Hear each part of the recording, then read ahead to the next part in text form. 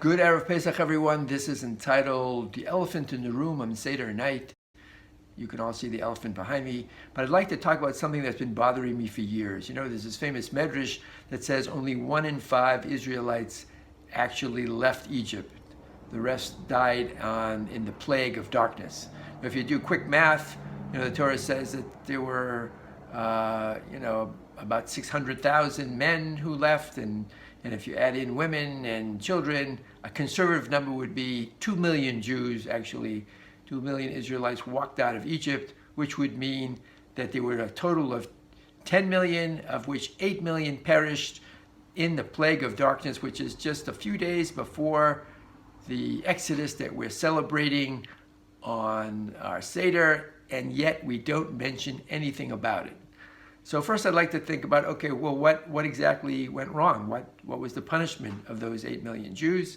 One way to look at it is the famous Zohar, which says that we were on the 49th level of Tumah. Whatever that means, that you could at least extrapolate and say that the Jews were so ensconced in Avodah Zarah, in idol worship, that they just simply could not recognize the God who manifests himself even with the plagues, and they just too much in the world of Avodah Zarah that they couldn't even see what was unfolding before their eyes.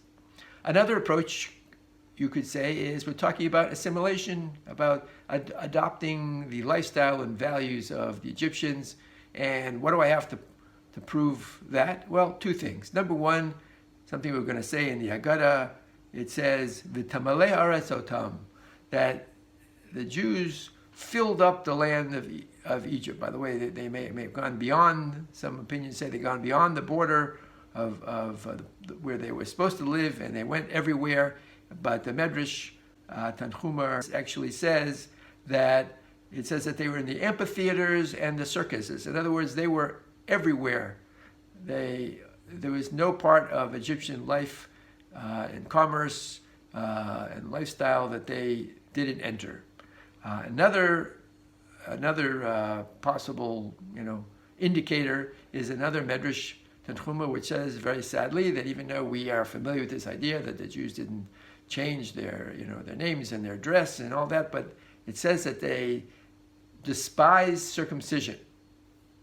So if they stopped doing circumcision, that is another clue that perhaps they wanted to enter into the Egyptian society with no physical way to tell who they were.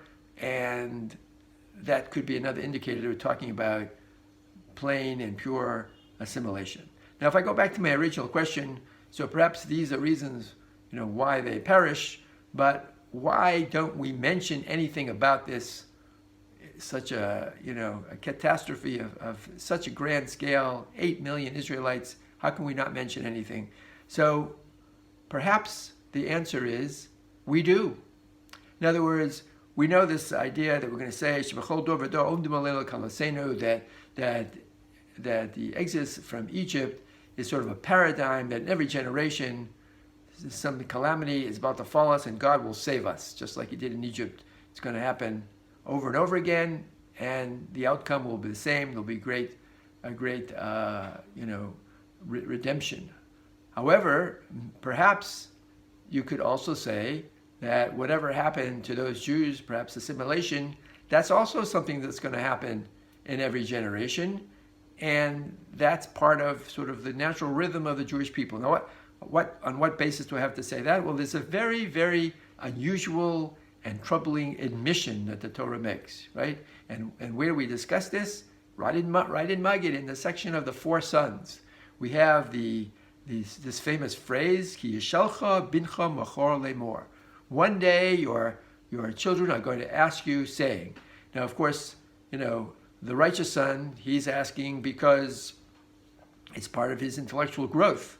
But then you have a Rasha who's asking from antagonism and says, what is this terrible burden for you? That these laws make no sense.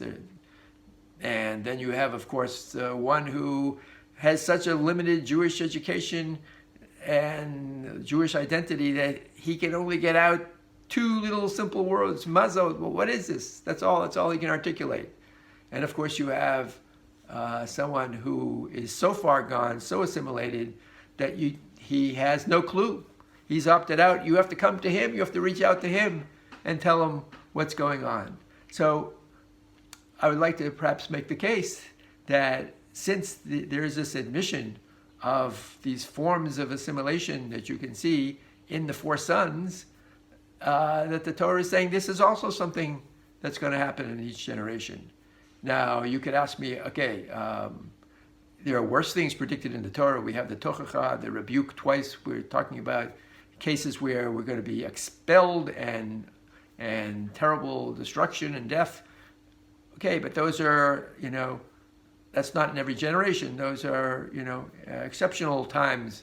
But perhaps the assimilation is something that's going to be with us for a long time. And so that's how we're basically saying that the same process that happened to the 8 million Jews in Egypt is something that's going to be with us. The Torah is sort of admitting it by use of this special language, when you're going to ask one day, your children are going to ask, the Torah is basically outlining that this is going to be part of the way Jews are, that they're going to rebel, they're going to question, and they're going to be far from this reality of such a major pillar of faith, not only a pillar of history, the Exodus, but a major pillar of faith. So I could end the Dvar Torah where I'm still sort of on safe ground, but I'm going to continue my speculation. I'd like to talk about the kind of limited effects of overt miracles, right? You had the 10 plagues, and then you had the splitting of the sea, and then you have the revelation in Mount Sinai, and yet after that you have the sin of the golden calf. So it seems that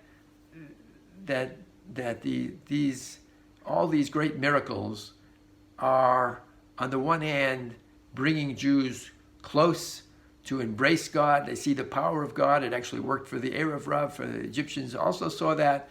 And you want to put your lot with God and go into the desert. That's one reaction. But perhaps there's another reaction, which is to recoil. And what do I mean by that? So all these plagues and all these other miracles are God who's manipulating the laws of nature. And of course, the Ramban says it's something that God doesn't want to do. But when God manipulates the powers in the world, so some people can see this as amazing display of God's supreme character, because they see and feel God's involvement in their life and the miracles that He did for us.